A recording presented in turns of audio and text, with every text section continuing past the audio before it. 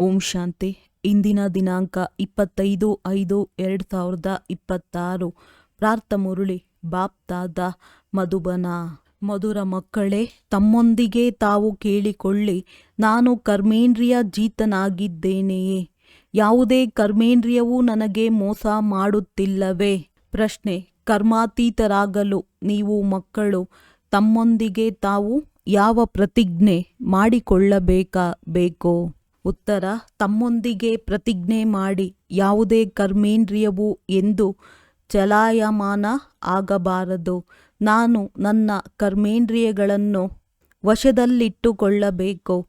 ತಂದೆಯು ಯಾವುದೆಲ್ಲ ಆದೇಶ ನೀಡಿದ್ದಾರೆಯೋ ಅದನ್ನು ಕಾರ್ಯದಲ್ಲಿ ತರಲೇಬೇಕಾಗಿದೆ. ತಂದೆಯು ತಿಳಿಸುತ್ತಾರೆ, ಮಧುರ ಮಕ್ಕಳೇ, ಕರ್ಮಾತೀತರಾಗಬೇಕೆಂದರೆ ಯಾವುದೇ ಕರ್ಮೇಂದ್ರಿಯದಿಂದ ವಿಕರ್ಮ ಮಾಡಬೇಡಿ. ಮಾಯೆಯು ಬಹಳ ಪ್ರಬಲವಾಗಿದೆ. ಕಣ್ಣುಗಳು ಮೋಸಗಾರನಾಗಿವೆ. ಆದ್ದರಿಂದ ತನ್ನ ಸಂಭಾಲನೆ ಮಾಡಿಕೊಳ್ಳಿ. ಓಂ ಶಾಂತಿ. ಆತ್ಮ ಅಭಿಮಾನಿಯಾಗಿ ಕುಳಿತಿದ್ದೀರಾ? ತನ್ನೊಂದಿಗೆ ತಾನು ಕೇಳಿಕೊಳ್ಳಿ. ಪ್ರತಿಯೊಂದು ಮಾತನ್ನು ತಮ್ಮೊಂದಿಗೆ ಕೇಳಿಕೊಳ್ಳಬೇಕಾಗುತ್ತದೆ. ತಂದೆಯು ಯುಕ್ತಿಯನ್ನು ತಿಳಿಸುತ್ತಾರೆ. ಮಕ್ಕಳೇ, ತನ್ನೊಂದಿಗೆ ಕೇಳಿಕೊಳ್ಳಿ. ಆತ್ಮ ಅಭಿಮಾನಿಯಾಗಿ ಕುಳಿತಿದ್ದೇನೆಯೇ? ತಂದೆಯನ್ನು ನೆನಪು ಮಾಡುತ್ತೇನೆಯೇ? ಏಕೆಂದರೆ ನಿಮ್ಮದು ಇದು ಆತ್ಮಿಕ ಸೇನೆಯಾಗಿದೆ. ಆ ಸೈನ್ಯದಲ್ಲಂತೂ ಯಾವಾಗಲೂ ಯುವಕರೇ ಹೋಗಿ ಸೇರುತ್ತಾರೆ. ಈ ಸೇನೆಯಲ್ಲಿ 14-15 ವರ್ಷದ ಯುವಕರೂ ಇದ್ದಾರೆ, 90 ವರ್ಷದ ವೃದ್ಧರೂ ಇದ್ದಾರೆ ಮತ್ತು ಚಿಕ್ಕ ಮಕ್ಕಳು ಇದ್ದಾರೆ. ಈ ಸೇನೆಯು ಮಾಯೆಯ ಮೇಲೆ ಜಯ ಗಳಿಸುವುದಕ್ಕಾಗಿ ಇದೆ. ಪ್ರತಿಯೊಬ್ಬರೂ ಮಾಯೆಯ ಮೇಲೆ ಜಯ ಗಳಿಸಿ ತಂದೆಯಿಂದ ಬೇಹದ್ದಿನ ಆಸ್ತಿಯನ್ನು ಪಡೆಯಬೇಕಾಗಿದೆ. ಏಕೆಂದರೆ ಮಾಯೆಯು ಬಹಳ ಪ್ರಬಲವಾಗಿದೆ. ಮಕ್ಕಳು ಸಹ ತಿಳಿದುಕೊಂಡಿದ್ದೀರಿ. ಮಾಯೆಯು ಬಹಳ ಪ್ರಬಲವಾಗಿದೆ. ಪ್ರತಿಯೊಂದು ಕರ್ಮೇಂದ್ರಿಯವೂ ಬಹಳ ಮೋಸ ಮಾಡುತ್ತದೆ. ಎಲ್ಲದಕ್ಕಿಂತ ಮೊದಲು ಹೆಚ್ಚು ಮೋಸ ಮಾಡುವ ಕರ್ಮೇಂದ್ರಿಯ ಯಾವುದು? ಕಣ್ಣುಗಳೇ ಎಲ್ಲದಕ್ಕಿಂತ ಹೆಚ್ಚು ಮೋಸ ಮಾಡುತ್ತವೆ. ತನ್ನ ಸ್ತ್ರೀ ಇದ್ದರೂ ಸಹ ಅನ್ಯ ಯಾರಾದರೂ ಸುಂದರ ಸ್ತ್ರೀಯನ್ನು ನೋಡಿದರೆ ಕೂಡಲೇ ಆಕರ್ಷಣೆಯಾಗುವುದು. ಕಣ್ಣುಗಳು ಬಹಳ ಮೋಸ ಮಾಡುತ್ತವೆ. ಕೈ ಹಾಕೋಣವೆಂದು ಮನಸ್ಸಾಗುತ್ತದೆ. ಮಕ್ಕಳಿಗೆ ತಿಳಿಸಲಾಗುತ್ತದೆ, ಮಕ್ಕಳೇ ಸದಾ ಬುದ್ಧಿಯಿಂದ ಇದನ್ನು ತಿಳಿದುಕೊಳ್ಳಿ. ನಾವು ಬ್ರಹ್ಮ ಕುಮಾರ ಕುಮಾರಿಯರು, ಸಹೋದರ ಸಹೋದರಿಯರಾಗಿದ್ದೇವೆ. ಇದರಲ್ಲಿ ಮಾಯೆಯು ಬಹಳ ಗುಪ್ತವಾಗಿ ಮೋಸ ಮಾಡುತ್ತದೆ. ಆದ್ದರಿಂದ ಇದನ್ನು ಚಾರ್ಟ್ನಲ್ಲಿ ಬರೆಯಬೇಕು. ಇಂದು ಇಡೀ ದಿನದಲ್ಲಿ ಯಾವ ಯಾವ ಕರ್ಮೇಂದ್ರಿಯವು ನನ್ನನ್ನು ಮೋಸ ಮಾಡಿತು? ಎಲ್ಲದಕ್ಕಿಂತ ದೊಡ್ಡ ಶತ್ರು ಈ ಕಣ್ಣುಗಳಾಗಿವೆ. ಆದ್ದರಿಂದ ಇದನ್ನು ಬರೆಯಬೇಕು. ಇಂಥವರನ್ನು ನೋಡಿದೆನು, ನನ್ನ ದೃಷ್ಟಿಯು ಹೋಯಿತು. ಸೂರದಾಸನ ಉದಾಹರಣೆ ಇದೆಯಲ್ಲವೇ? ಅವರು ತನ್ನ ಕಣ್ಣುಗಳನ್ನೇ ತೆಗೆದು ಹಾಕಿದರು. ತನ್ನನ್ನು ಪರಿಶೀಲನೆ ಮಾಡಿಕೊಂಡಾಗ ತಿಳಿಯುತ್ತದೆ, ಕಣ್ಣುಗಳೇ ಹೆಚ್ಚು ಮೋಸ ಮಾಡುತ್ತವೆ. ತನ್ನ ಸ್ತ್ರೀಯನ್ನು ಬಿಟ್ಟು ಯಾರಾದರೂ ಚೆನ್ನಾಗಿರುವವರನ್ನು ನೋಡಿದರೆ ಅವರಿಗೆ ಆಕರ್ಷಿತರಾಗಿ ಬಿಡುತ್ತಾರೆ. ಯಾರಾದರೂ ಆಡುವುದರಲ್ಲಿ ಬುದ್ಧಿವಂತರಾಗಿರುತ್ತಾರೆ. ಒಳ್ಳೆಯ ಶೃಂಗಾರವಿರುತ್ತದೆ ಎಂದರೆ ಕಣ್ಣುಗಳು ಕೂಡಲೇ ಚಂಚಲವಾಗುತ್ತದೆ. ಆದ್ದರಿಂದ ತಂದೆಯು ತಿಳಿಸುತ್ತಾರೆ, ಈ ಕಣ್ಣುಗಳು ಬಹಳ ಮೋಸ ಮಾಡುತ್ತವೆ. ಬಲೆ ಸೇವೆಯನ್ನು ಮಾಡುತ್ತಾರೆ, ಆದರೆ ಕಣ್ಣುಗಳು ಬಹಳ ಮೋಸ ಮಾಡುತ್ತವೆ. ಈ ಶತ್ರುವಿನ ಮೇಲೆ ಬಹಳ ಗಮನವಿರಲಿ. ಇಲ್ಲದಿದ್ದರೆ ತಿಳಿದುಕೊಳ್ಳಿ, ನಮ್ಮ ಪದವಿಯನ್ನು ನಾವು ಭ್ರಷ್ಟ ಮಾಡಿಕೊಳ್ಳುತ್ತೇವೆ. ಬುದ್ಧಿವಂತ ಮಕ್ಕಳು ತಮ್ಮ ಡೈರಿಯಲ್ಲಿ ಬರೆದುಕೊಳ್ಳಿ. ಇಂಥವರನ್ನು ನೋಡಿದೆನು, ನನ್ನ ದೃಷ್ಟಿಯು ಹೋಯಿತು. ಆಗ ಮತ್ತೆ ತನಗೆ ತಾನೇ ಶಿಕ್ಷೆ ಕೊಟ್ಟುಕೊಳ್ಳಿ. ಭಕ್ತಿ ಮಾರ್ಗದಲ್ಲಿಯೂ ಪೂಜೆಯ ಸಮಯದಲ್ಲಿ ಬುದ್ಧಿಯು ಅಲ್ಲಿ ಇಲ್ಲಿ ಹೋಗುತ್ತದೆ ಎಂದರೆ ತಮ್ಮನ್ನು ಜಿಗುಟಿಕೊಳ್ಳುತ್ತಾರೆ. ಆದ್ದರಿಂದ ಯಾವಾಗ ಅಂತಹ ಒಳ್ಳೆಯ ಸ್ತ್ರೀ ಮುಂದೆ ಬರುವರೋ ಅವರಿಂದ ದೂರ ಸರಿಯಬೇಕು, ನಿಂತು ನೋಡಬಾರದು. ಕಣ್ಣುಗಳು ಬಹಳ ಮೋಸ ಮಾಡುತ್ತವೆ. ಆದ್ದರಿಂದಲೇ ಸನ್ಯಾಸಿಗಳು ಕಣ್ಣು ಮುಚ್ಚಿ ಕುಳಿತುಕೊಳ್ಳುತ್ತಾರೆ. ಪುರುಷನನ್ನು ಮುಂದೆ, ಸ್ತ್ರೀಯನ್ನು ಹಿಂದೆ ಕೂರಿಸುತ್ತಾರೆ. ಕೆಲವರು ಇಂಥವರು ಇರುತ್ತಾರೆ. ಅವರು ಸ್ತ್ರೀಯನ್ನು ನೋಡುವುದೇ ಇಲ್ಲ. ನೀವು ಮಕ್ಕಳಂತೂ ಬಹಳ ಪರಿಶ್ರಮ ಪಡಬೇಕಾಗಿದೆ. ವಿಶ್ವದ ರಾಜ್ಯಭಾಗ್ಯವನ್ನು ಪಡೆಯುವುದು ಕಡಿಮೆ ಮಾತಲ್ಲ. ಅವರಂತೂ 10, 12, 20 ಸಾವಿರ ಅಥವಾ 1-2 ಲಕ್ಷ ಕೋಟಿಗಳನ್ನು ಸಂಪಾದಿಸಿ ಹೊರಟು ಹೋಗುತ್ತಾರೆ. ನೀವು ಮಕ್ಕಳಿಗೆ ಅವಿನಾಶಿ ಆಸ್ತಿಯೂ ಸಿಗುತ್ತದೆ. ಎಲ್ಲವೂ ಪ್ರಾಪ್ತಿಯಾಗಿ ಬಿಡುತ್ತದೆ. ಯಾವುದೇ ಪ್ರಾಪ್ತಿಗಾಗಿ ತಲೆಕೆಡಿಸಿಕೊಳ್ಳಲು ಅಂತಹ ಯಾವುದೇ ಅಪ್ರಾಪ್ತ ವಸ್ತುವಿರುವುದಿಲ್ಲ.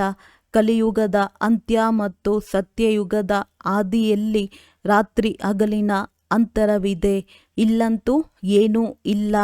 ಈಗ ನಿಮ್ಮದು ಇದು ಪುರುಷೋತ್ತಮ ಸಂಗಮಯುಗವಾಗಿದೆ. ಪುರುಷೋತ್ತಮ ಶಬ್ದವನ್ನು ಅವಶ್ಯವಾಗಿ ಬರೆಯಬೇಕಾಗಿದೆ.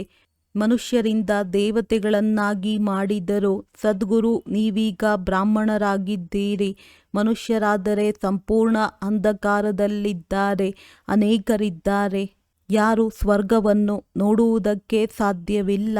ತಂದೆಯು ತಿಳಿಸುತ್ತಾರೆ, ಮಕ್ಕಳೇ, ನಿಮ್ಮ ಧರ್ಮವು ಬಹಳ ಸುಖ ಕೊಡುವಂಥದ್ದಾಗಿದೆ. ಮನುಷ್ಯರಿಗೆ ಏನೂ ತಿಳಿದಿಲ್ಲ. ಸ್ವರ್ಗವೆಂದರೇನು ಎಂಬುದನ್ನು ಭಾರತವಾಸಿಗಳೇ ಮರೆತು ಹೋಗಿದ್ದಾರೆ. ಕ್ರಿಶ್ಚಿಯನ್ನರು ಸಹ ಹೆವೆನ್ ಇತ್ತು ಎಂಬುದನ್ನು ಹೇಳುತ್ತಾರೆ. ಈ ಲಕ್ಷ್ಮೀನಾರಾಯಣರನ್ನು ಭಗವಾನ್ ಭಗವತಿ ಎಂದು ಹೇಳುತ್ತಾರಲ್ಲವೇ? ಅಂದ ಮೇಲೆ ಅವಶ್ಯವಾಗಿ ಭಗವಂತನೇ ಈ ರೀತಿ ಮಾಡುತ್ತಾರೆ. ಆದ್ದರಿಂದ ತಂದೆಯು ತಿಳಿಸುತ್ತಾರೆ, ಮಕ್ಕಳು ಬಹಳ ಪರಿಶ್ರಮ ಪಡಬೇಕಾಗಿದೆ. ನಿತ್ಯವೂ ತಮ್ಮ ಲೆಕ್ಕಪತ್ರವನ್ನು ನೋಡಿಕೊಳ್ಳಿ. ಯಾವ ಕರ್ಮೇಂದ್ರಿಯವೂ ನನಗೆ ಮೋಸ ಮಾಡಿತು. ಬಾಯಿ ಸಹ ಬಹಳ ಮೋಸ ಮಾಡುತ್ತದೆ. ಮೊದಲು ಕಚೇರಿ ಇರುತ್ತಿತ್ತು. ಎಲ್ಲರೂ ತಮ್ಮ ತಪ್ಪುಗಳನ್ನು ತಿಳಿಸುತ್ತಿದ್ದರು. ನಾನು ಇಂದು ಇಂತಹ ಪದಾರ್ಥವನ್ನು ಬಚ್ಚಿಟ್ಟುಕೊಂಡು ತಿಂದೆನು ಎಂದು ಒಳ್ಳೊಳ್ಳೆಯ ದೊಡ್ಡ ಮನೆಯ ಮಕ್ಕಳು ತಿಳಿಸಿಬಿಡುತ್ತಾರೆ. ಮಾಯೆಯು ಹೀಗೆ ಯುದ್ಧ ಮಾಡುತ್ತದೆ. ಬಚ್ಚಿಟ್ಟುಕೊಂಡು ತಿನ್ನುವುದು ಸಹ ಕಳ್ಳತನವಾಗಿದೆ. ಅದರಲ್ಲಿಯೂ ಶಿವತಂದೆಯ ಯಜ್ಞದಿಂದ ಕಳ್ಳತನ ಮಾಡುವುದಂತೂ ಬಹಳ ಕೆಟ್ಟದ್ದಾಗಿದೆ. ಅಡಿಕೆ ಕದ್ದರೂ ಕಳ್ಳ, ಆನೆ ಕದ್ದರೂ ಕಳ್ಳ. ಮಾಯೆಯು ಒಮ್ಮೆಲೆ ಮೂಗು ಹಿಡಿಯುತ್ತದೆ. ಈ ಹವ್ಯಾಸವು ಬಹಳ ಕೆಟ್ಟದ್ದಾಗಿದೆ. ಕೆಟ್ಟ ಹವ್ಯಾಸವಿದ್ದರೆ ನಾವು ಏನಾಗಬಹುದು? ಸ್ವರ್ಗದಲ್ಲಿ ಹೋಗುವುದೇನೂ ದೊಡ್ಡ ಮಾತಲ್ಲ. ಆದರೆ ಅದರಲ್ಲಿ ಪದವಿಗಳು ಇವೆಯಲ್ಲವೇ? ರಾಜರೆಲ್ಲಿ, ಪ್ರಜೆಗಳೆಲ್ಲಿ? ಎಷ್ಟೊಂದು ಅಂತರವಿದೆ. ಅಂದಾಗ ಕರ್ಮೇಂದ್ರಿಯಗಳು ಬಹಳ ಮೋಸಗಾರನಾಗಿವೆ. ಅವುಗಳ ಸಂಭಾಲನೆಯನ್ನು ಮಾಡಬೇಕು. ಶ್ರೇಷ್ಠ ಪದವಿಯನ್ನು ಪಡೆಯಬೇಕೆಂದರೆ ತಂದೆಯ ಆದೇಶದಂತೆ ಪೂರ್ಣ ನಡೆಯಬೇಕಾಗಿದೆ. ತಂದೆಯು ಆದೇಶ ನೀಡುತ್ತಾರೆ, ಮತ್ತೆ ಮಧ್ಯದಲ್ಲಿ ಮಾಯೆಯು ಬಂದು ವಿಘ್ನ ಹಾಕುತ್ತದೆ. ತಂದೆಯು ತಿಳಿಸುತ್ತಾರೆ, ಮಕ್ಕಳೇ, ಮರೆಯಬೇಡಿ. ಇಲ್ಲವಾದರೆ ಅಂತಿಮದಲ್ಲಿ ಬಹಳ ಪಶ್ಚಾತ್ತಾಪ ಪಡುವಿರಿ. ಅನುತ್ತೀರ್ಣರಾಗುವ ಸಾಕ್ಷಾತ್ಕಾರವೂ ಆಗುವುದು. ನೀವೀಗ ಹೇಳುತ್ತೀರಿ, ನಾವು ನರನಿಂದ ನಾರಾಯಣನಾಗುತ್ತೇವೆ ಎಂದು. ಆದರೆ ತಮ್ಮೊಂದಿಗೆ ಕೇಳಿಕೊಳ್ಳಿ, ತಮ್ಮ ಲೆಕ್ಕವನ್ನು ತೆಗೆಯಿರಿ. ಅನೇಕ ಮಂದಿ ಬಹಳ ಕಷ್ಟವೆಂದು ತಿಳಿದು ಕಾರ್ಯದಲ್ಲಿ ತರುತ್ತಾರೆ. ಆದರೆ ತಂದೆಯೂ ತಿಳಿಸುತ್ತಾರೆ, ಮಕ್ಕಳೇ, ಇದರಿಂದಲೇ ತಮ್ಮ ಉನ್ನತಿಯಾಗುವುದು. ಇಡೀ ದಿನದ ಲೆಕ್ಕವನ್ನು ತೆಗೆಯಬೇಕು. ಈ ಕಣ್ಣುಗಳು ಬಹಳ ಮೋಸ ಮಾಡುತ್ತದೆ. ಯಾರನ್ನಾದರೂ ನೋಡಿದರೆ ಇವರಂತೂ ಬಹಳ ಚೆನ್ನಾಗಿದ್ದಾರೆ ಎಂದು ಸಂಕಲ್ಪ ಬರುತ್ತದೆ. ಮತ್ತೆ ಮಾತನಾಡುತ್ತಾರೆ. ಅವರಿಗೆ ಏನಾದರೂ ಉಡುಗೊರೆ ಕೊಡುವುದೇ, ಇದನ್ನು ತಿನ್ನಿಸುವುದೇ ಎಂದು ಮನಸ್ಸಾಗುತ್ತದೆ. ಅದೇ ಚಿಂತನೆ ನಡೆಯುತ್ತಿರುತ್ತದೆ. ಮಕ್ಕಳು ತಿಳಿದುಕೊಳ್ಳುತ್ತೀರಿ, ಇದರಲ್ಲಿ ಬಹಳ ಪರಿಶ್ರಮವಿದೆ. ಕರ್ಮೇಂದ್ರಿಯಗಳು ಬಹಳ ಮೋಸ ಮಾಡುತ್ತವೆ. ರಾವಣ ರಾಜ್ಯವಲ್ಲವೇ? ಸತ್ಯಯುಗದಲ್ಲಿ ಯಾವುದೂ ಚಿಂತೆಯ ಮಾತಿರುವುದಿಲ್ಲ. ಏಕೆಂದರೆ ರಾವಣ ರಾಜ್ಯವೇ ಇರುವುದಿಲ್ಲ. ಚಿಂತೆಯ ಮಾತೇ ಇರುವುದಿಲ್ಲ. ಒಂದು ವೇಳೆ ಅಲ್ಲಿಯೂ ಚಿಂತೆ ಇದ್ದರೆ ಮತ್ತೆ ಸ್ವರ್ಗ ಮತ್ತು ನರಕದಲ್ಲಿ ಅಂತರವಾದರೂ ಏನು ಉಳಿಯಿತು? ನೀವು ಮಕ್ಕಳು ಬಹಳ ಶ್ರೇಷ್ಠ ಪದವಿಯನ್ನು ಪಡೆಯಲು ಭಗವಂತನಿಂದ ಓದುತ್ತೀರಿ. ತಂದೆಯು ತಿಳಿಸುತ್ತಾರೆ, ಮಾಯೆಯು ನಿಂದನೆ ಮಾಡಿಸುತ್ತದೆ. ನೀವು ಅಪಕಾರ ಮಾಡಿದ್ದೀರಿ, ನಾನು ಉಪಕಾರ ಮಾಡುತ್ತೇನೆ. ಮಕ್ಕಳೇ, ನೀವು ಒಂದು ವೇಳೆ ಕುದೃಷ್ಟಿ ಇದ್ದರೆ ತಮಗೆ ನಷ್ಟ ಮಾಡಿಕೊಳ್ಳುತ್ತೀರಿ. ಬಹಳ ದೊಡ್ಡ ಗುರಿಯಾಗಿದೆ. ಆದ್ದರಿಂದ ತಂದೆಯು ತಿಳಿಸುತ್ತಾರೆ, ತಮ್ಮ ಲೆಕ್ಕಪತ್ರವನ್ನು ನೋಡಿಕೊಳ್ಳಿ. ಯಾವುದೇ ವಿಕರ್ಮವನ್ನಂತೂ ಮಾಡಲಿಲ್ಲವೇ? ಯಾರಿಗೂ ಮೋಸ ಮಾಡಲಿಲ್ಲವೇ? ಈಗ ವಿಕರ್ಮಾಜೀತರಾಗಬೇಕಾಗಿದೆ. ವಿಕರ್ಮಾಜೀತ್ ಸಂವತ್ಸರದ ಬಗ್ಗೆ ನೀವು ಮಕ್ಕಳ ವಿನಃ ಯಾರಿಗೂ ತಿಳಿದಿಲ್ಲ. ತಂದೆಯೂ ತಿಳಿಸಿದ್ದಾರೆ, ವಿಕರ್ಮಾಜೀತ್ ಸಂವತ್ಸರಕ್ಕೆ 5000 ವರ್ಷಗಳಾಯಿತು. ನಂತರ ವಿಕರ್ಮ ಮಾಡುವ ಕಾರಣ ವಾಮ ಮಾರ್ಗದಲ್ಲಿ ಹೋಗುತ್ತಾರೆ. ಕರ್ಮ, ಅಕರ್ಮ, ವಿಕರ್ಮದ ಶಬ್ದಗಳಂತೂ ಇವೆಯಲ್ಲವೇ? ಮಾಯೆಯ ರಾಜ್ಯದಲ್ಲಿ ಮನುಷ್ಯರು ಏನೆಲ್ಲ ಕರ್ಮವನ್ನು ಮಾಡುವರೋ ಅದು ವಿಕರ್ಮವೇ ಆಗುತ್ತದೆ. ಸತ್ಯಯುಗದಲ್ಲಿ ವಿಕಾರವಿರುವುದಿಲ್ಲ. ಆದ್ದರಿಂದ ಯಾವುದೇ ವಿಕರ್ಮವೂ ಆಗುವುದಿಲ್ಲ. ಇದನ್ನೂ ಸಹ ನೀವು ತಿಳಿದುಕೊಂಡಿದ್ದೀರಿ. ಏಕೆಂದರೆ ನಿಮಗೆ ಜ್ಞಾನದ 3ನೆಯ ನೇತ್ರವೂ ಸಿಕ್ಕಿದೆ. ನೀವು ತ್ರಿನೇತ್ರಿಯಾಗಿದ್ದೀರಿ. ಅಂದಾಗ ತ್ರಿನೇತ್ರಿ ತ್ರಿಕಾಲದರ್ಶಿಗಳನ್ನಾಗಿ ಮಾಡುವವರು ತಂದೆಯಾಗಿದ್ದಾರೆ. ನೀವು ಆಸ್ತಿಕರಾಗಿದ್ದೀರಿ. ಆದ್ದರಿಂದ ತ್ರಿಕಾಲದರ್ಶಿಗಳಾಗಿದ್ದೀರಿ. ಇಡೀ ಡ್ರಾಮಾದ ರಹಸ್ಯವು ಬುದ್ಧಿಯಲ್ಲಿದೆ. ಮೂಲವತನ, ಸೂಕ್ಷ್ಮವತನ, ಸ್ಥೂಲವತನ 84 ಜನ್ಮಗಳ ಚಕ್ರ ನಂತರ ಅನ್ಯ ಧರ್ಮಗಳು ವೃದ್ಧಿ ಹೊಂದುತ್ತವೆ. ಅವರ್ಯಾರೂ ಸದ್ಗತಿ ನೀಡಲು ಸಾಧ್ಯವಿಲ್ಲ. ಅವರಿಗೆ ಗುರುಗಳೆಂದು ಹೇಳಲು ಸಾಧ್ಯವಿಲ್ಲ. ಸರ್ವರ ಸದ್ಗತಿ ಮಾಡುವವರು ಒಬ್ಬರೇ ತಂದೆಯಾಗಿದ್ದಾರೆ. ಈಗ ಎಲ್ಲರ ಸದ್ಗತಿಯಾಗಲಿದೆ. ಅವರು ಧರ್ಮಸ್ಥಾಪಕರೆಂದು ಕರೆಸಿಕೊಳ್ಳುವರೇ ಹೊರತು ಗುರುಗಳೆಂದಲ್ಲ. ಧರ್ಮಸ್ಥಾಪಕರು ಧರ್ಮಸ್ಥಾಪನೆ ಮಾಡಲು ನಿಮಿತ್ತರಾಗಿದ್ದಾರೆ, ಆದರೆ ಸದ್ಗತಿ ಮಾಡುವುದಿಲ್ಲ. ಅವರನ್ನು ನೆನಪು ಮಾಡುವುದರಿಂದ ಯಾರದ್ದೇ ಸದ್ಗತಿಯಾಗುವುದಿಲ್ಲ. ವಿಕರ್ಮಗಳು ವಿನಾಶವಾಗುವುದಿಲ್ಲ. ಅದೆಲ್ಲವೂ ಭಕ್ತಿಯಾಗಿದೆ. ಅಂದಾಗ ತಂದೆಯು ತಿಳಿಸುತ್ತಾರೆ, ಮಾಯೆಯು ಬಹಳ ಪ್ರಬಲವಾಗಿದೆ. ಇದರ ಮೇಲೆ ಯುದ್ಧವಾಗುತ್ತದೆ. ನೀವು ಶಿವಶಕ್ತಿ ಪಾಂಡವ ಸೇನೆಯಾಗಿದ್ದೀರಿ. ನೀವೆಲ್ಲರೂ ಮಾರ್ಗದರ್ಶಕರಾಗಿದ್ದೀರಿ. ಶಾಂತಿಧಾಮ, ಸುಖಧಾಮದ ಮಾರ್ಗವನ್ನು ತಿಳಿಸುತ್ತೀರಿ. ತಂದೆಯನ್ನು ನೆನಪು ಮಾಡಿದರೆ ವಿಕರ್ಮ ವಿನಾಶವಾಗುತ್ತದೆ ಎಂದು ಹೇಳುತ್ತೀರಿ. ಮತ್ತೆ ಇನ್ನೊಂದು ಕಡೆ ಯಾವುದೇ ಪಾಪಕರ್ಮ ಮಾಡಿದರೆ 100ರಷ್ಟು ಪಾಪವಾಗುವುದು. ಎಷ್ಟು ಸಾಧ್ಯವೋ ಅಷ್ಟು ಯಾವುದೇ ವಿಕರ್ಮ ಮಾಡಬಾರದು.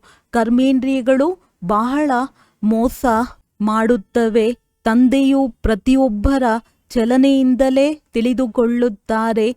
ಮಕ್ಕಳಿಗೆ ಮಾಯೆಯ ಬಿರುಗಾಳಿಗಳು ಬರುತ್ತವೆ. ಸ್ತ್ರೀ ಪುರುಷರೆಂದು ತಿಳಿದುಕೊಂಡಾಗಲೇ ಬಿರುಗಾಳಿಯು ಬರುತ್ತದೆ. ಅಂದ ಮೇಲೆ ಈ ಕಣ್ಣುಗಳ ಮೇಲೆ ಎಷ್ಟೊಂದು ಅಧಿಕಾರವಿರಬೇಕು.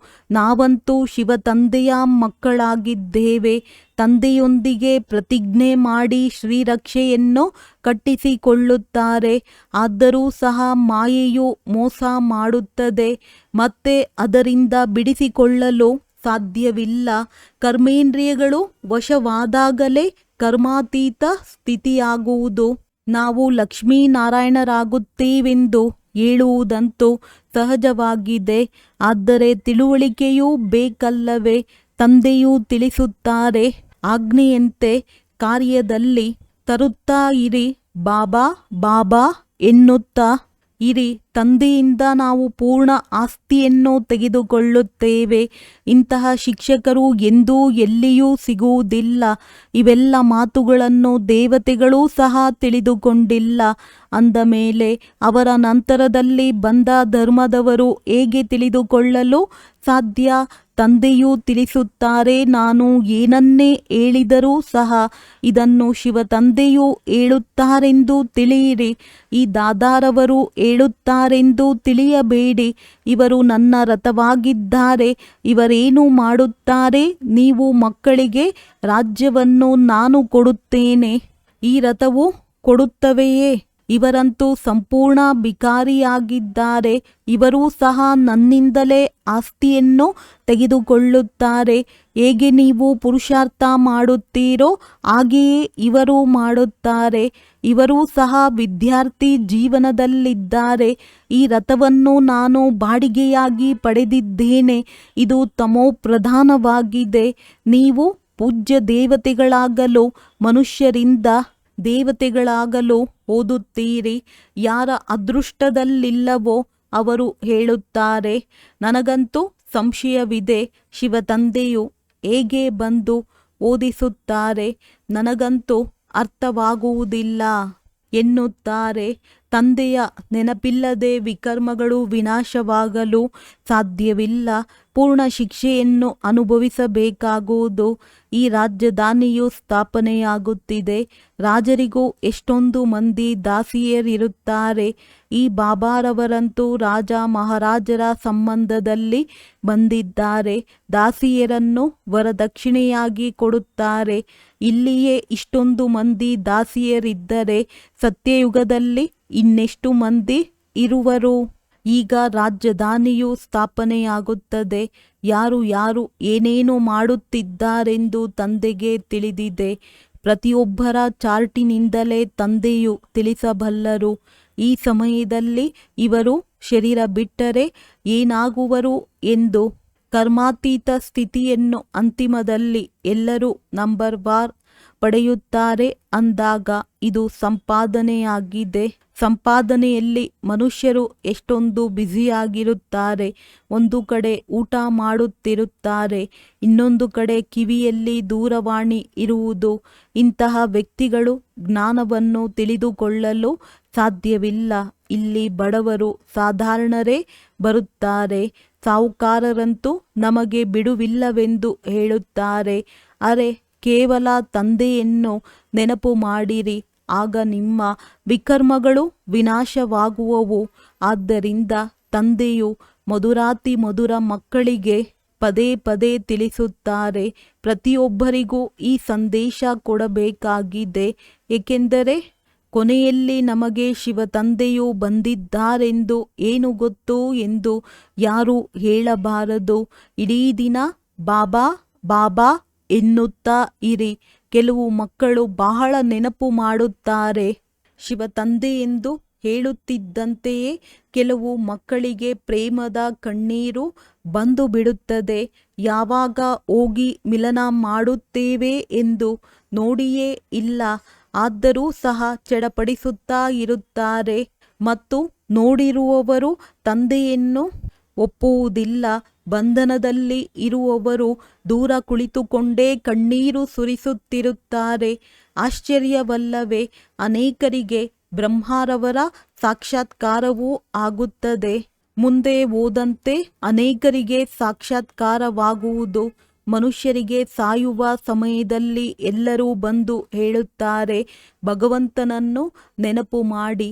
ನೀವು ಸಹ ಶಿವ ತಂದೆಯನ್ನು ನೆನಪು ಮಾಡಿ. ತಂದೆಯು ತಿಳಿಸುತ್ತಾರೆ, ಮಕ್ಕಳೇ, ಪುರುಷಾರ್ಥದಲ್ಲಿ ಮೇಕಪ್ ಮಾಡುತ್ತಾ ಇರಿ. ಸಮಯ ಸಿಕ್ಕಿದರೆ ಸಾಕು, ಪುರುಷಾರ್ಥ ಮಾಡಿ.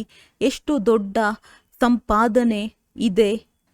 ಕೆಲವರಂತೂ ಎಷ್ಟಾದರೂ ತಿಳಿಸಲಿ, ಅವರ ಬುದ್ಧಿಯಲ್ಲಿಯೇ ಕುಳಿತುಕೊಳ್ಳುವುದಿಲ್ಲ. ಈ ರೀತಿಯಾಗಬಾರದು. ತಮ್ಮ ಕಲ್ಯಾಣ ಮಾಡಿಕೊಳ್ಳಿ. ತಂದೆಯ ಶ್ರೀಮತದಂತೆ ನಡೆಯಿರಿ. ನಿಮ್ಮನ್ನು ತಂದೆಯು ಪುರುಷರಲ್ಲಿ ಉತ್ತಮರನ್ನಾಗಿ ಮಾಡುತ್ತಾರೆ.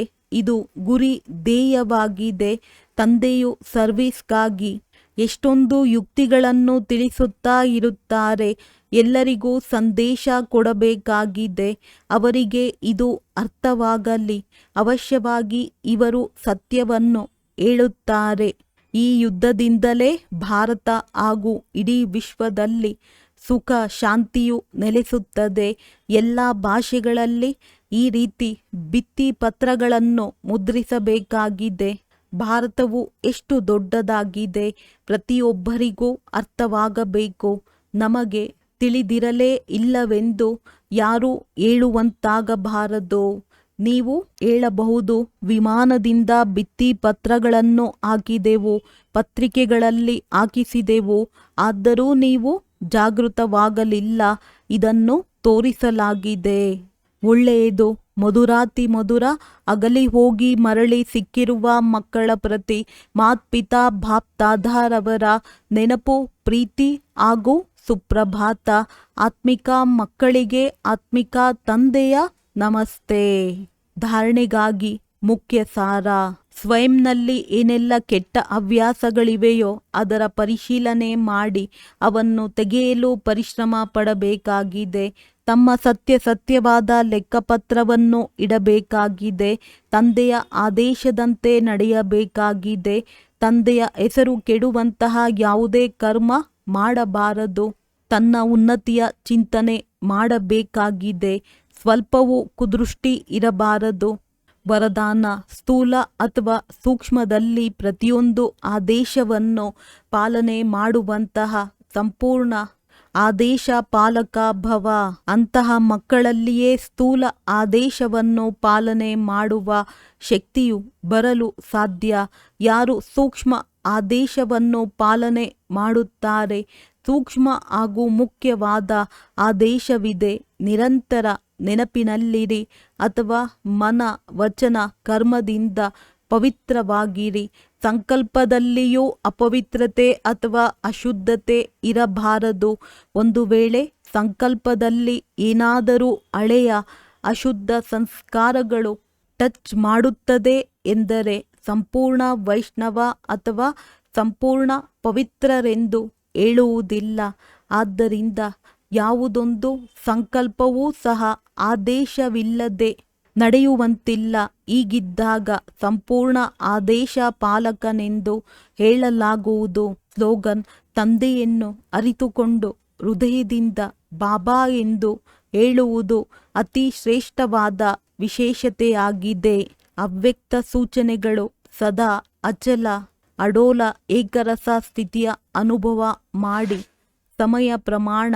ಈಗ ಸದಾ ಅಚಲ ಅಡೋಲ ಸರ್ವ ಖಜಾನೆಗಳಿಂದ ಸಂಪನ್ನರಾಗಿ ಸ್ವಲ್ಪವೂ ಸಹ ಏರುಪೇರು ಆಗುತ್ತೀರಿ ಎಂದರೆ ಸರ್ವ ಖಜಾನೆಗಳ ಅನುಭವ ಆಗುವುದಿಲ್ಲ.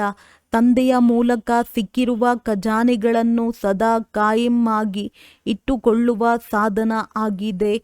ಸದಾ ಅಚಲ ಅಡೋಲರಾಗಿ ಇರುವುದು. ಅಚಲರಾಗಿರುವುದರಿಂದ ಸದಾ ಖುಷಿಯ ಅನುಭವ ಆಗುತ್ತಾ ಇರುತ್ತದೆ. ಹೇಗೆ ವಿನಾಶಿ ಧನ, ಹೆಸರು, ಮಾನ್ಯತೆ, ಆಡಂಬರ, ಪದವಿ ಇತ್ಯಾದಿಗಳು ಸಿಗುತ್ತದೆ ಎಂದರೆ ಖುಷಿಯಾಗುತ್ತದೆ ಅಲ್ಲವೇ? ಇದಂತೂ ಅವಿನಾಶಿ ಖುಷಿಯಾಗಿದೆ. ಆದರೆ ಈ ಖುಷಿ ಅವರಿಗೆ ಇರುತ್ತದೆ ಯಾರು ಅಚಲ ಅಡೋಲ ಏಕರಸ ಸ್ಥಿತಿಯಲ್ಲಿ ಇರುತ್ತಾರೆ. ಒಳ್ಳೆಯದು. ಓಂ ಶಾಂತಿ.